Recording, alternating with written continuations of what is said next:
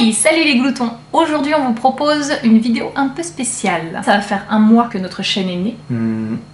Et déjà au bout d'un mois on rencontre déjà, comment t'appelles ça? Un bad buzz. Voilà. Enfin un mini bad buzz, hein, c'est pas un truc de fou. Petite précision, il y aura pas mal de cuts, hein, parce qu'on n'a pas envie que la vidéo soit trop longue non plus. Et pour ceux qui ont déjà vu la vidéo, ne mentionnez pas le nom de l'établissement s'il vous plaît dans les commentaires. Avant de commencer quoi que ce soit, on va vous raconter un peu le concept de la chaîne, parce que je crois qu'il y en a qui n'ont pas trop compris le délire, parce qu'on a eu des remarques assez violentes vis-à-vis de... des réactions, voilà. Vraiment...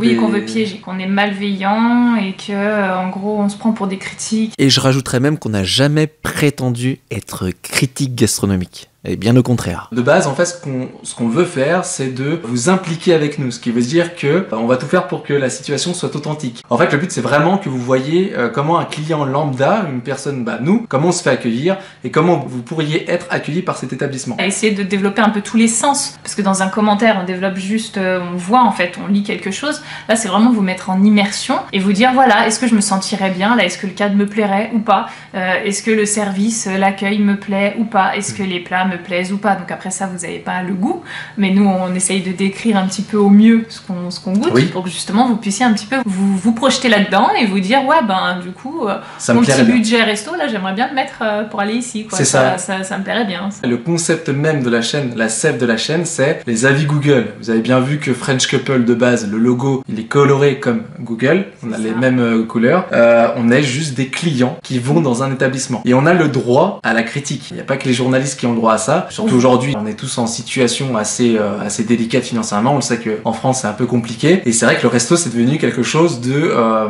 c'est le petit moment, c'est notre petit cadeau, quoi. On se dit, oh, on va se faire un petit... allez, on se fait un petit plaisir, on va aller au restaurant, quoi. Parce que avant nous, justement, on avait tendance à toujours aller dans les mêmes restos. Et le truc, c'est que on allait vers la sécurité. Donc on n'osait pas trop aller vers d'autres restos parce qu'on se disait, si on est déçu, c'est un gâchis d'argent. C'est en partie pour ça aussi que French Couple est né et surtout Abby French Couple est né. Nous, ce qu'on veut, c'est vous aider à vous projeter pour que votre petit plaisir, au final, vous ayez déjà un petit ordre d'idée un petit peu de ce que vous allez vivre et vous dire, là, je sais que je vais bien m'y sentir, je sais que je serai pas déçu, donc je fonce. C'est exactement ça. Donc maintenant, on va vous raconter ce qui s'est passé. Donc, on a été dans un certain restaurant asiatique et il est vrai qu'on a fait une erreur, c'est que on y a été franc jeu. Une vidéo sur laquelle on a un peu tout survolé, donc que ce soit de la déco, de la devanture, de leur site internet, de la manière dont on a été accueillis, de ce qu'on a mangé, les petits plats qu'on a pris. Voilà, on a vraiment tout abordé. Donc on a mis beaucoup de points positifs en avant,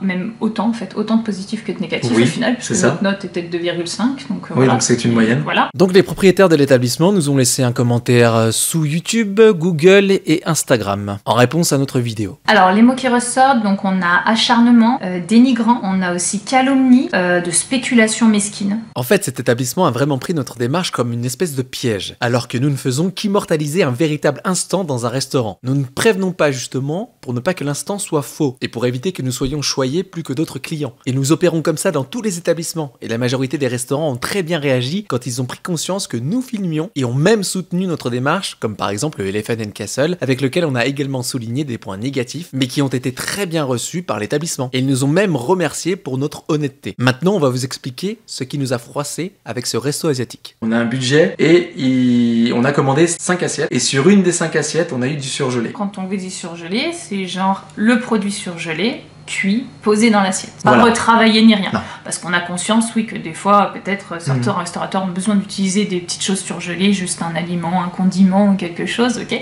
À un moment donné, quand j'ai suspecté du surgelé, je me suis dit, j'ai ça chez moi, on en mange fréquemment à l'appartement, je me dis, je vais pas aller au restaurant pour manger le même produit. C'est ce que je me suis dit dans ma tête. Donc j'ai posé la question au serveur qui m'a dit non, c'est pas fait maison, c'est cuit à la vapeur. Ok, d'accord. Moi ça m'a refroidi perso parce que j'ai été très déçu, mais vraiment très déçu. Et je pèse mes mots parce que c'était cher, trop cher pour ce que c'était. Surtout par rapport au standing que le resto présente sur son site internet. Et d'autre part, qui s'autoproclame le resto street food incontournable de Lyon. Après, on se dit, s'ils mentionnent pas les produits qui sont entièrement surgelés, dans le reste, est-ce qu'il y a d'autres produits qui peuvent être surgelés? Donc on s'est dit que si nous, on pense ça, on s'est dit que vous aussi, si vous allez dans ce genre d'établissement, peut-être que vous vous seriez posé exactement la même question que nous, en fait. Je sais pas, quand on vous annonce qu'un plat est surgelé, je pense qu'après vous dites, mais du coup, c'était pas mentionné, donc le reste, qu'est-ce qu'il en est en fait. Donc voilà, on a expliqué juste notre petit raisonnement qui s'est passé dans la tête. Peut-être que c'est peut-être nous, on s'est peut-être mal exprimé. C'est qu'à un moment j'ai fait une scène pour montrer que moi je peux le faire chez moi aussi. Ce qu'ils m'ont fait dans l'assiette. À beaucoup moins cher. Alors c'est pas pour dénigrer le cuisinier. Je le connais pas le cuisinier, je ne sais pas son savoir-faire. Apparemment il a 15 ans d'expérience.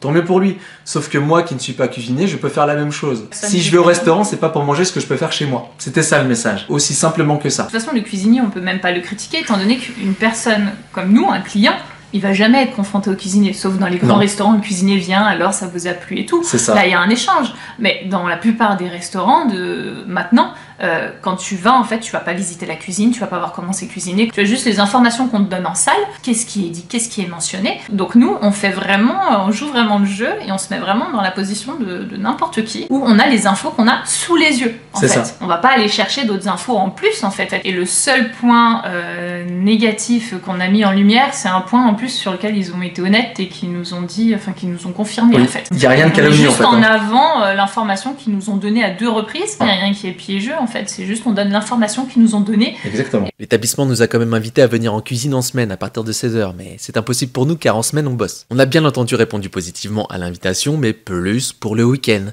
On n'a toujours pas de retour. L'établissement nous dit aussi que apparemment il faut être bienveillant, etc. La bienveillance, bien évidemment, c'est à faire envers le restaurant, je suis totalement d'accord, mais envers le client aussi.